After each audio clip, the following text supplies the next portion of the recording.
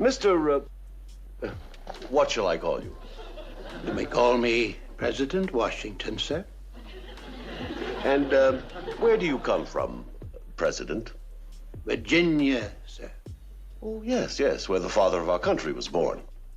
I am the father of your country, sir. And how did you get into this century, President? Providence brought me here, Your Honor. There, I think I answered that question without lying. George Washington was a black man. The following program contains violence, disturbing imagery, nudity, and, oh my god, why are you even watching this? You ever just looked at a $1 bill? Just saying, like, it's crazy, like, this is what people kill each other over. This. We all fighting over this. Everything is coming down to this. Okay, so this, when you pull up Adam Weishaupt, this is the drawing of him, but also this comes up. If you see, that's George Washington to the right side of the screen right there. Right here, right there. And that's Albert Pike without the beard. Yeah, that's heavy right there. You telling me about that? That's heavy. Albert Pike without the beard. Right. But all of these is the same motherfucker. Now, Adam Weishaupt is supposed to have been French. Mm-hmm. Right? And he was supposed to have written the founding documents of the Illuminati. Mm-hmm. Mm-hmm. Right? But they paint him as a pale guy, but the guy behind the scenes, we not seeing him. Mm-hmm. So you would never figure out that Adam Weishaupt is the fake George Washington imposter who changed his name to Albert Pike when he got to America. Mm. You remember they was hunting Adam Weishaupt down in Europe after they discovered the Illuminati papers. Yeah, that's right. That's right. I read about that. Yeah. So when they was hunting him down over there, where you think he went? Now here's one of the 3 greatest Freemasons of all time, who actually helped construct the 33 degrees or rituals of modern Freemasonry, Albert Pike. A hideous man with a deeply complicated mind, and one who will soon help you to see who they really are. This is how important he is to Freemasonry. He's buried here, in the House of the Temple, a Washington Masonic Lodge, just around the corner from the White House. He was called the Grand Commander Sovereign Pontiff of Universal Freemasonry, a giant of this secret society, the only Confederate general who has his own statue. And who were the Confederates? The dudes that fought for slavery, not against it, defeated by Abraham Lincoln, who was surrounded by these Freemasons. Abraham Lincoln was a black man. And who was assassinated by this one, John Wilkes Booth, doing the same sign of the Master of the Second Veil. A Freemason assassinated Abraham Lincoln. Undisputable when you have the eyes to see.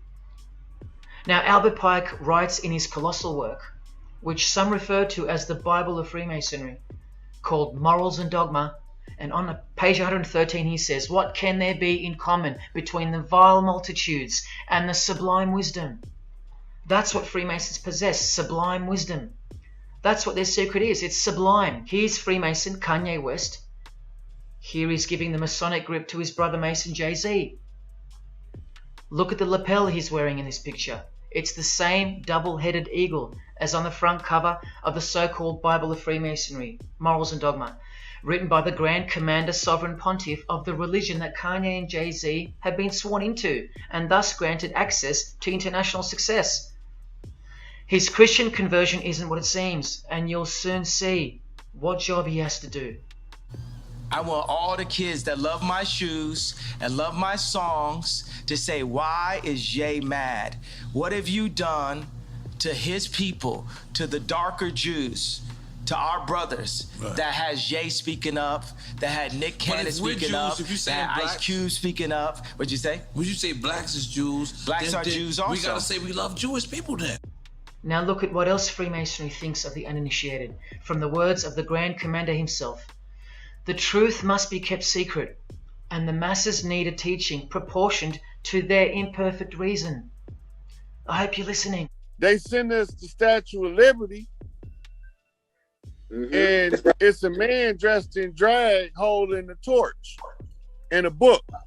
Mona Lisa. Mona Lisa.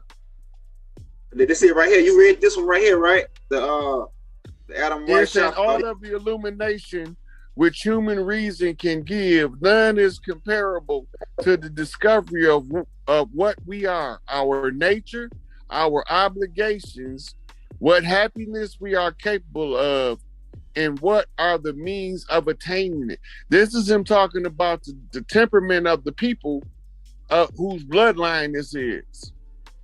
We go to this book, History of the George Washington Bicentennial Celebration, Volume 1.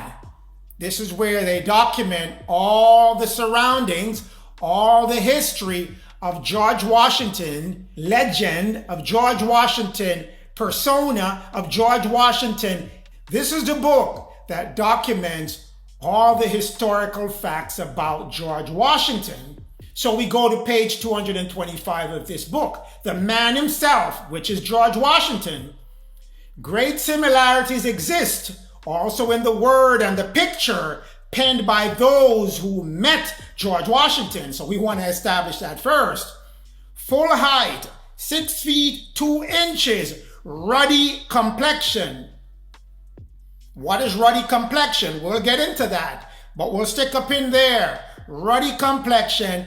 These are people who drew him, wrote about him. They're putting it about the man himself. Ruddy, of a red color, of a bright yellow color. That is ruddy, the meaning of ruddy. Examples of ruddy.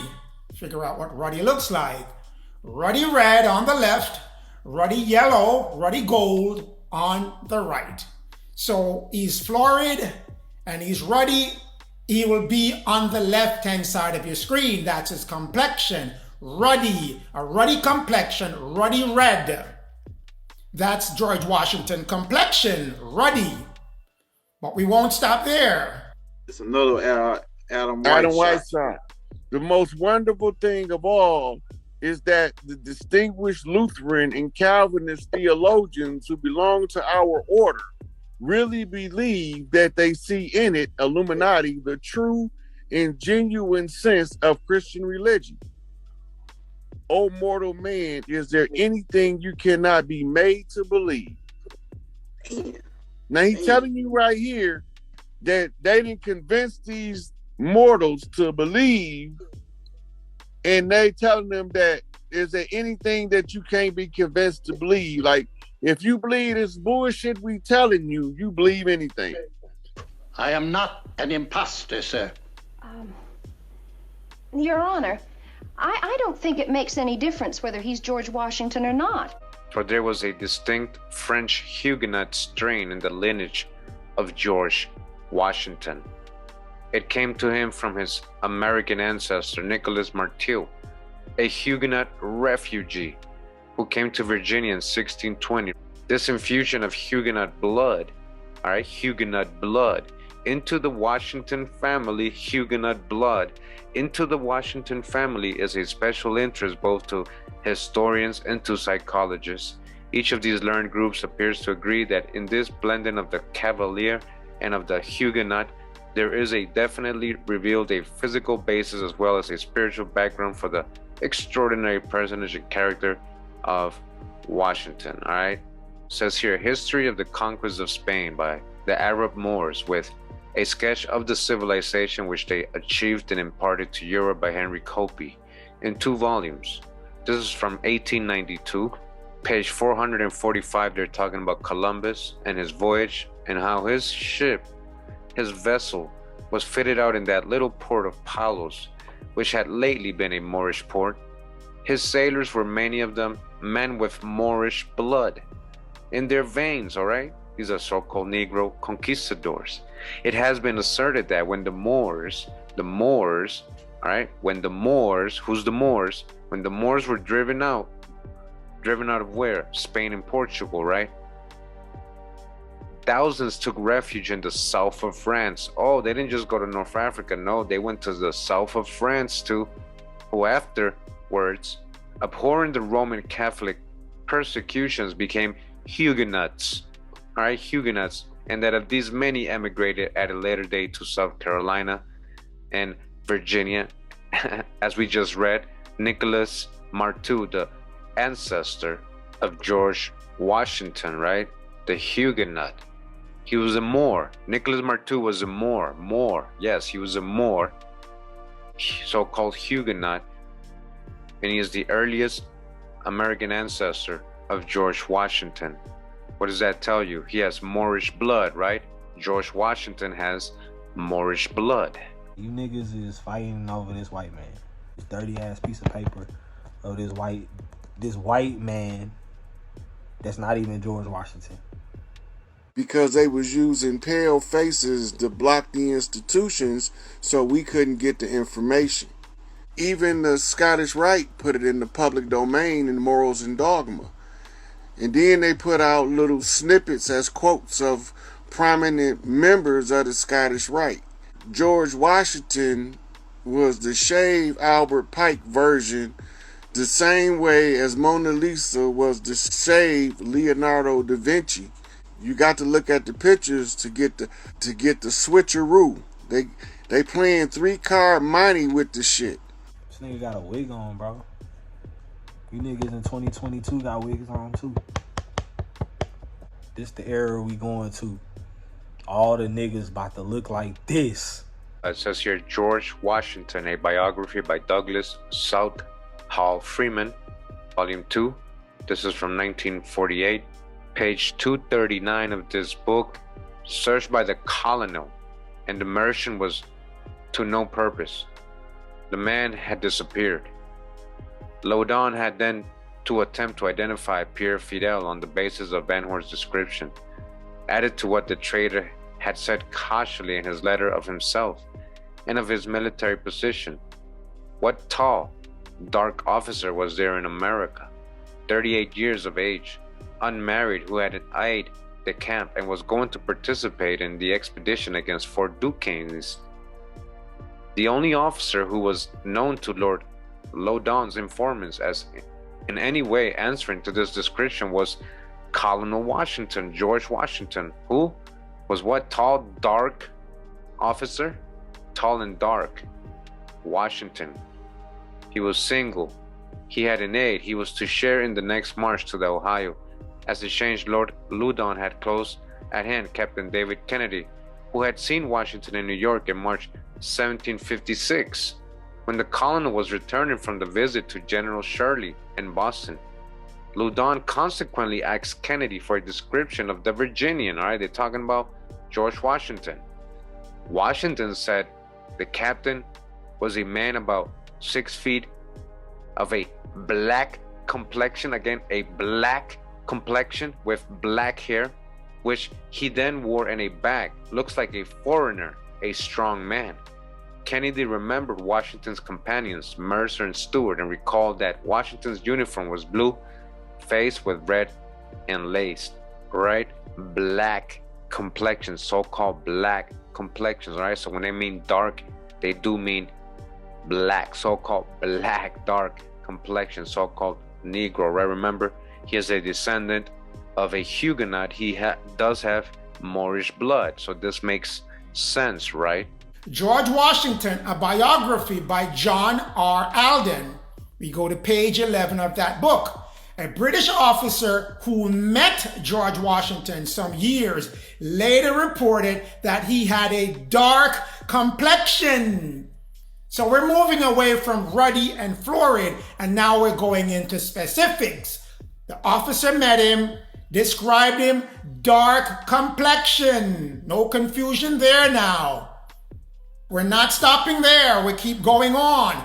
George Washington, a biography by Douglas Southall Freeman, volume 2. We go to 239 of that book.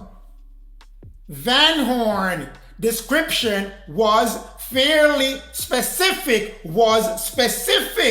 The man who inquired about the letter was tall, with a red coat and a sword, and appeared to be a stranger. I wonder who is tall and appeared to be a stranger. The man who he described in the letter was tall, dark. I wonder who he's describing as tall and dark. George Washington, that is.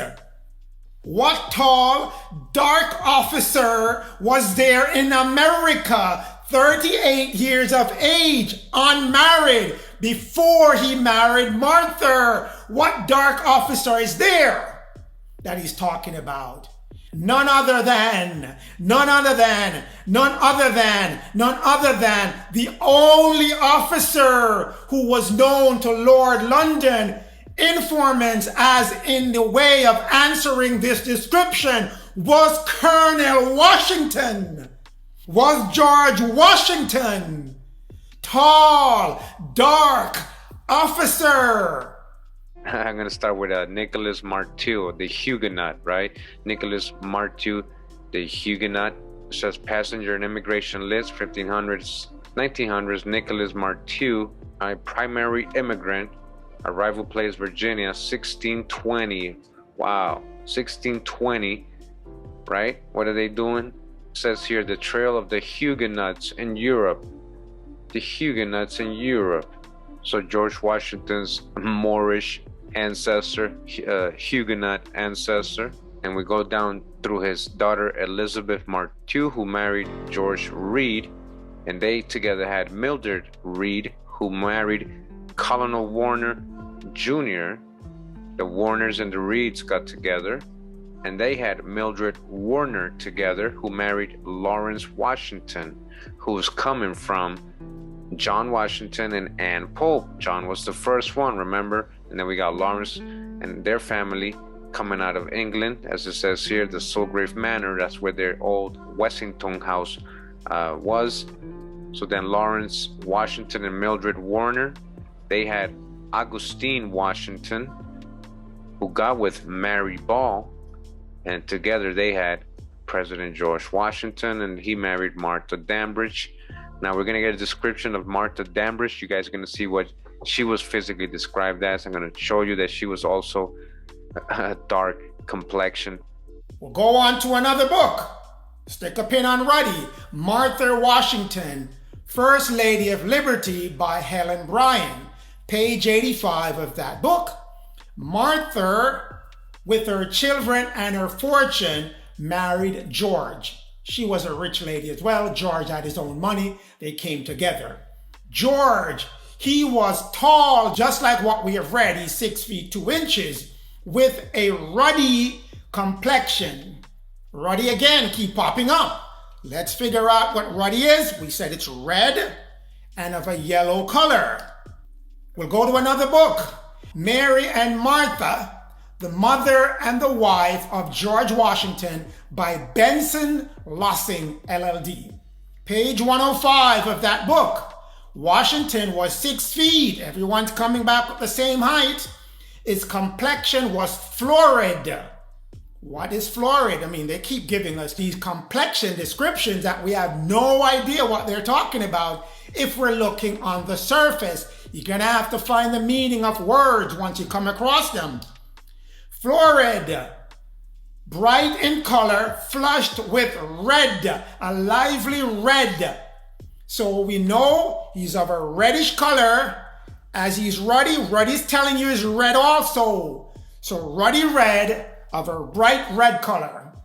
That's the description for George Washington. Again, Martha Washington, the First Lady of Liberty by Helen Bryan. We go back to that book. Again, just to confirm that it wasn't one time they mentioned her as brunette.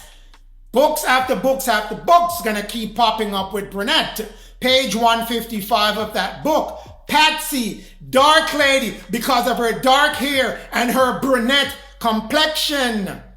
Not done yet. And I have to exhaust this to make sure you know that George Washington's entire house was black. Martha again, dark lady as she was called in the consequence of her brunette complexion. Washington was deeply attached to her, to this little girl, his stepdaughter. He loved her, a black man, adopting a black child and loving that child as his own. No Caucasian family in his house, no Caucasian wife, no Caucasian stepson, no Caucasian stepdaughter. They were all black. Let's go to Patsy. George Washington, favorite stepchild in his marriage with Martha. We go back to the same book. George Washington, Bicentennial Celebration, page 209 of that book.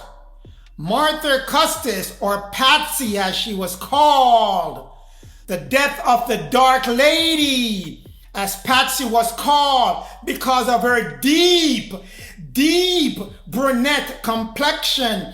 Deep brunette complexion. And we think brunette is a Caucasian person. No, it's a description for black women during that time. Brunette, a woman with a brown or dark complexion. Just like the dark Welsh, right, in England, all investigation goes to show that this brunette outcrop is a reality. Brunette, brown, dark complexion, brunette outcrop is a reality. Continuing further down, it says, there is in addition evidence that points to Norwegians of a brunette appearance as another source whence brown complexion people may have come into England, all right? And it says here in the American Dictionary of the English Language, Webster's 1828 version, Noah Webster's Dictionary, says here brunette, a woman with a brown or dark complexion, all right? Brunette means dark complexion, dark complexion. Says here, History of the George Washington Bicentennial Celebration, Volume 1. This is from 1932. We're on page 225, Youth and Manhood of George Washington. It says here, the man himself, okay? Contemporaries of George Washington have commented that none of his portraits accurately resembled him. They don't resemble him. And a member of his immediate family is quoted as having said that picture of him painted by various artists all look very much alike, but are not really like the general himself. Do you see what they're telling you here? Who is that painting of? These body snatchers, whitewashed images. This is attributed to the fact that the expression of George Washington's face varied according to circumstances and the painter's side only and repose, right? So it's not him. His family members and all the people contemporary to his time are not describing him like that. A great similarity exists also in the word pictures penned by those who met George Washington at different periods of his life and under varying circumstances. One of the earliest of these depicts a handsome youth of 19, full height of 6 feet 2 inches, slender, blue eyes, an abundance of brown hair, and a clear, ruddy complexion. That does not mean white, so-called pale skin, or white man. That's the dodge to hijack. Ruddy, copper brown, reddish brown, copper, ruddy complexion. His manner, self-control, his speech well considered. Okay, he's ruddy. All those paintings of him are not him. They are not really like him. They don't resemble him. When you put ruddy animals on Google, you can do it yourself. This is what you're gonna get. This is what you're gonna get. You're gonna get this. Look at this cutie right here. This is what you're gonna get. This is a ruddy dog. As it says here, ruddy, right? A ruddy duck, right? Ruddy duck, ruddy. Look at that brown. Look at that rich brown, ruddy. So you guys can see if you put ruddy, you're gonna get all kinds of shades of brown, reddish brown. Ruddy, you never. They're not talking about somebody who got pale skin and red cheeks. No, this is ruddy, brownish, rich color. Ruddy, all right, ruddy. As you guys can see, this is the ruddy mongoose. As you guys can see, brownish, ruddy. So I think you guys get the point. Ruddy does not mean a white person, especially in colonial times, and the people writing in his times, contemporaries, are describing him with ruddy complexion, dark complexion, black complexion. We know he has Moorish blood. We know Anglo-Saxons, Welsh, English. These were originally dark-skinned people. We know he has Sephardic Jewish blood as well. And they're telling us in this scholarly source that the paintings do not depict him. That's not him. And we're in the book here, George Washington, a biography. And this is by John R. Alden. And I'm on page 11 of this book. So they're going to describe George Washington in this book here. Says he had property, he had prospects, and he was physically attractive, 6 feet tall. He was lanky, like many other Americans, like Jefferson and Lincoln. All right, just like Lincoln. Remember what Lincoln looked like? All right. He had rather long and lean arms and thighs, and he was flat-chested. He had strong but quite regular features, except that the upper part of his nose was unusually broad. All right, unusually broad nose. His face, like so many countenances of his time, exhibited the marks of smallpox.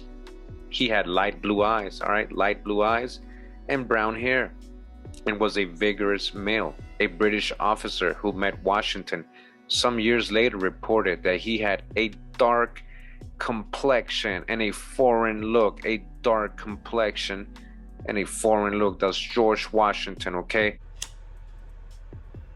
Has no meaning. This has no meaning.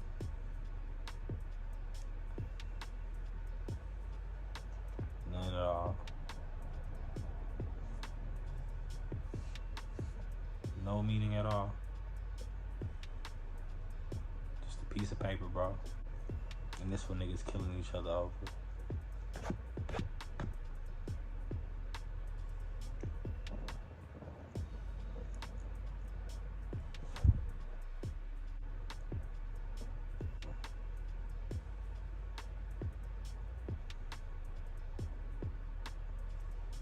Dead white man. May I ask you a question, sir? You may, sir.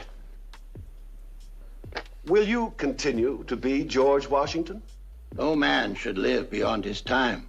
Therefore, although I shall continue to be George Washington, for I can be no other, I will not be that untimely gentleman in your gracious presence. What did he say?